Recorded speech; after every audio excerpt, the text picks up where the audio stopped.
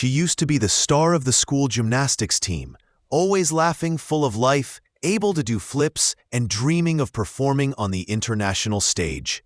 But one unfortunate evening, while returning from practice, her car was involved in a terrible accident. Doctors said she should be thankful to have survived, but she didn't feel grateful, only empty and hopeless. Alina's parents had divorced just a few months before the accident. Her mother, overwhelmed by the constant care, started spending more and more time at work and sometimes didn't come home at all. Her father lived in another city and had become distant. Then someone she had always thought of as old and boring stepped into the spotlight. Her grandfather, Nikolai Petrovich. He arrived in the city a day after the accident, climbed the stairs to her hospital room, set a thermos of homemade fruit drink on the table, and said, "Alina, from tomorrow on, I'll be your legs and arms if needed. But your soul is still yours, and it's strong." He was a former military man, strict but fair.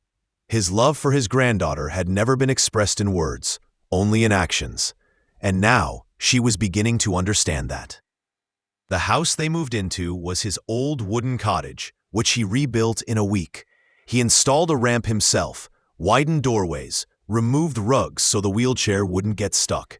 He learned to cook oatmeal exactly the way Alina liked it, stroked her hair when she cried, and endured her outbursts when she screamed, "I'm not even human anymore." Every morning, he would open the curtains and say, "Good morning, champ.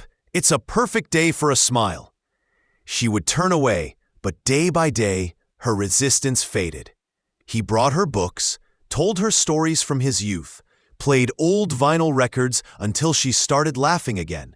He even created a mini garden on the veranda, flower beds in pots that she could water using a bottle with a straw. One day, her grandfather disappeared for a few hours. When he came back, he sat beside her and handed her a printed sheet. "What's this?" she frowned. "An application. I've enrolled you in a rehabilitation center. It's private and expensive, but we've got a chance. I sold the dacha." "You what? That was everything you had." "No," he replied. "You are everything I have." Alina gripped the armrests of her chair tightly. Tears began to flow uncontrollably. She didn't know how to respond to such love. The center was tough. The exercises were painful. She fell, cried, and got exhausted. But her grandfather sat outside the door every day. He never said, "Come on," or forced her. He was simply there. Sometimes he brought pastries, sometimes old photo albums. After 3 months, she learned to sit without support again. After 6 months, she could slowly move her legs in water. After 8 months, for the first time since the accident, she stood up from her wheelchair, holding onto a railing. The center threw her a celebration. Her grandfather just smiled and said, "I told you, you're a champion." One day, she asked him, "What if I couldn't do it? What if I stayed in the chair forever?" He looked at her and replied, "Then we just add a motor. You'd still fly." His belief in her changed everything.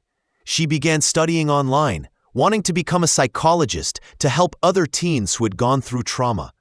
2 years later, she was volunteering at the very rehabilitation center where she had once been a patient. She would sit next to other paralyzed children, share her story, and say, "If it weren't for my grandpa, I would have never believed in myself." By then, Nikolai Petrovich had started to weaken. Age and the strain had caught up with him.